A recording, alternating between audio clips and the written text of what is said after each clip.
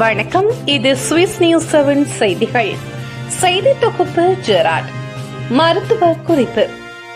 முடி பிரச்சனைக்கு முடிவு கட்ட விலை கொடுத்து வாங்காத பொருட்களில்தான் விலை மதிக்க முடியாத வாழ்க்கையின் அழகு மறைந்திருக்கிறது. உங்களுடைய அன்றாட வாழ்க்கையில் அழகுக்கு ஒரு இடம் கொடுங்கள். அழகு ஒரு தேவதையை போன்றவள். பல இடங்களில் நம் உடலில் அவள் மறைந்திருப்பாள்.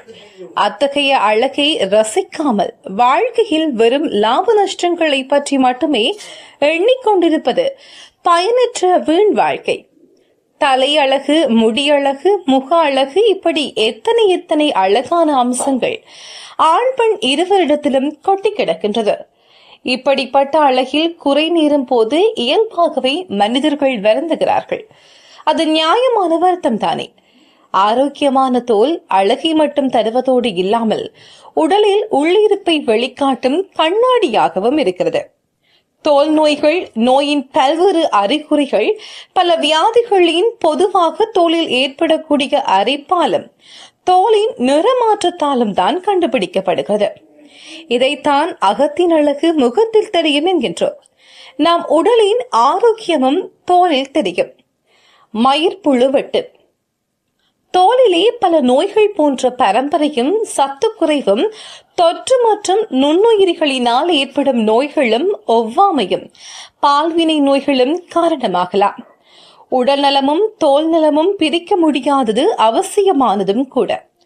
தலைமுடி உதிர்தல் இன்று அனைத்து வயதினருக்கும் ஆண் பெண் பாகுபாடின்றி இருக்கும் தலையாகிய பிரச்சினை. முடி உதிர்தல் ஒரு பூஞ்சியால் தலையில் ஏற்படும் தொற்றாகும். இது காளான் நோய்கள் என்று அழைக்கப்படுகிறது.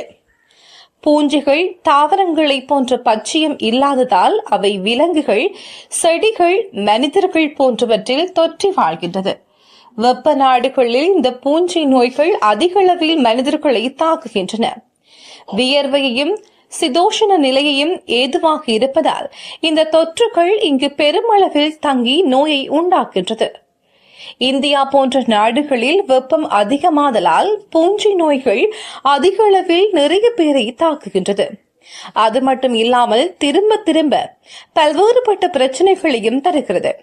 தலையில் ஏற்படும் பூஞ்சை தொற்றை மயிர்ப்புழு வெட்டு என்கின்றோம். இந்த நோய் பரவ ஆரம்பித்தவுடன் தலையில் முடி திட்டாக உதிரும். அந்த இடங்கள் பார்ப்பதற்கு மினுமினுப்பாகவும் வழுக்கையாகவும் இருக்கும்.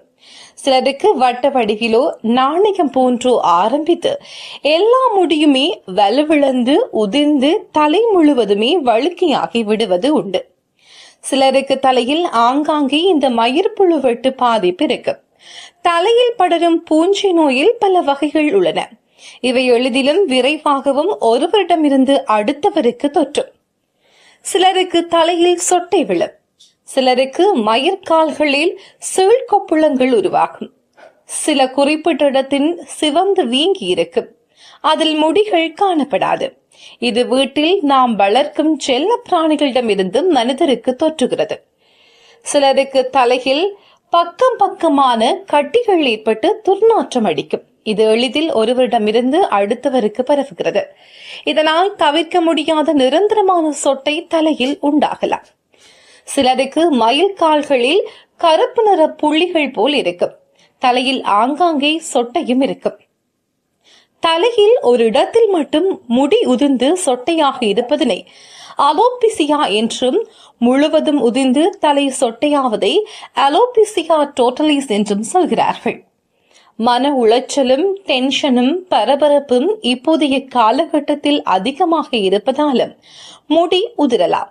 அதிகம் சிந்திப்பவர்களுக்கு தலை வழுக்கையாகும் என்று நாம் விளையாட்டாக சொன்னாலும் இன்றைய ஆராய்ச்சிகள் அதிலுள்ள உண்மையை நிறையவே நிரூபித்திருக்கிறது. தலை காட்ட முடியவில்லையே. பொதுவாக தலைமுடி உதிர்கின்றது என்றாலே அனைவருக்கும் இனம் புரியாத பயம் தொற்றிக் கொள்கிறது. இப்படி இதனை சரி செய்வது, மேற்கொண்டு உதிராமல் தடுப்பது, என்ன மருத்துவம் செய்வது என்று மூளையை குழப்பும் அளவிற்கு மனம் வேதனை அடைகிறது. பருவ வயதில் இதனால் ஏற்படும் வெட்கமும் வார்த்தைகளால் விவரிக்க முடியாதவை. சிலர் இதனால் கதறி அழுவதை கூட நீங்கள் பார்த்திருக்கலாம். திருமணத்திற்கு தேதி குறித்த பிறகு தலைமுடி உதிர்ந்து சில இடங்களில் சொட்டையானால் என்ன ஆகுமோ என்ற கவலை பல பேர் மனதை ஆட்டி படைக்கின்றது. பலர் இதை வெளியே சொல்லாமல் மனதுக்குள்ளேயே வைத்துக் கொண்டு மனம் இறுக்கத்திற்கு ஆளாவார்கள். இளைஞர்களுக்கு முன்னெற்றியிலே முடிகொட்ட ஆரம்பித்து விடுகிறது. ஹார்மோன்களின் பிரச்சனை காரணமாக இளநரையும் முடி கொட்டுதலும் முன்னெற்றி வழுக்கையும் ஏற்படலாம். மரபணுக்களின் ஆதிக்கமும் இதில் அதிகம். சிலருக்கு டைபாய்டு, மலேரியா, மஞ்சள் காமாலை, அம்மை, நாள்பட்ட நோய்கள் போன்ற தொந்தரவிற்கு பிறகும் முடி கொட்டி வழுக்கி ஏற்படலாம். இளநரையும் தோன்றலாம். முடியின் அடர்த்தியும் தன்மையும் இதனால் மாறுபடும். முகம் ஒருவருக்கொருவர் மாறுவது போலத்தான் முடி மாறுவது. ஆங்கில மருந்துகள் நரைத்திருப்பதற்கு ஹேர்ட்ரையும் சில ரசாயன பொருட்களும் பயன்படுத்துகிறார்கள். இதனால் புற்றுநோய் வர வாய்ப்பு உள்ளது. மினாக்சிலிஸ் பால்டீன் என்ற மருந்துகள் வழுக்கி தலையின் முடியை வளர்க்க கொடுக்கப்பட்டாலும் முடி வளர்வதில்லை. எண்ணெய்கள், சோப்புகள், கிரீம்கள், விட்டமின், மினரல் மாத்திரைகள் மற்றும் பலவித சத்து மாத்திரைகள் எதிர்பார்க்கும் பலனை தருவதில்லை. ஹேர் டிரான்ஸ்பிளேஷன் மிகுந்த செலவாகும் ஒரு வைத்திய முறையாக இருக்கிறது. மருத்துவரை சந்திக்கும் மிகப்பெரிய சவால்களில் இது போன்ற அழகு பிரச்சனைகளும் அடங்குகிறது. பொடுகு தொல்லை ஹார்மோன் காரணமா? இது யாருக்கு வேண்டுமானாலும் வரலாம். பிறந்த குழந்தைக்கு கூட பொடுகு இருக்கு. இது கருவில் இருக்கும் குழந்தைக்கு தாயிடமிருந்து பரவுகிறது.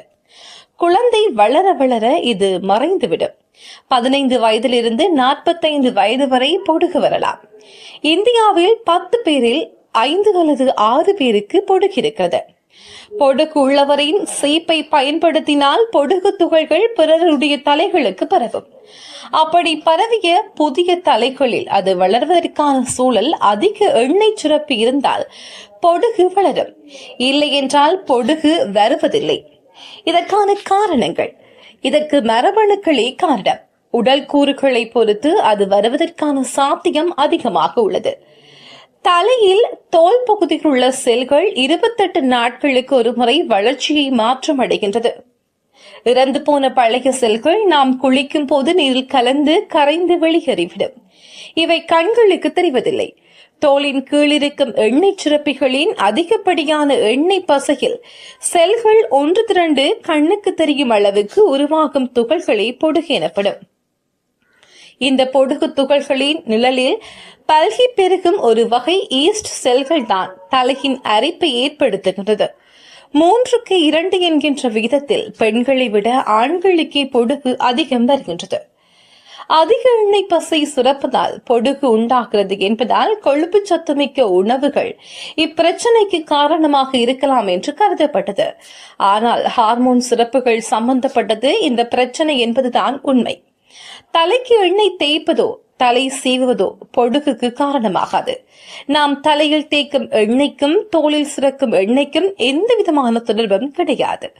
தலை சீவுவது, எண்ணெய் தேய்ப்பது தலையிலிருந்து பொடுகு அகற்ற உதவும். ஆனால் அழுத்தமாக சீவக்கூடாது. அழுத்தினால் தலையில் அரிப்பு ஏற்பட்டு தொற்று உண்டாகிறது. உடல்நலக்கேடுகள் பொடுகால் அவ்வளவாக ஏற்படுவதில்லை.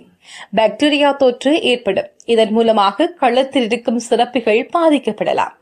மேலும் காய்ச்சலும் உடல் ஆரோக்கிய குறைவுகளும் ஏற்படலாம்.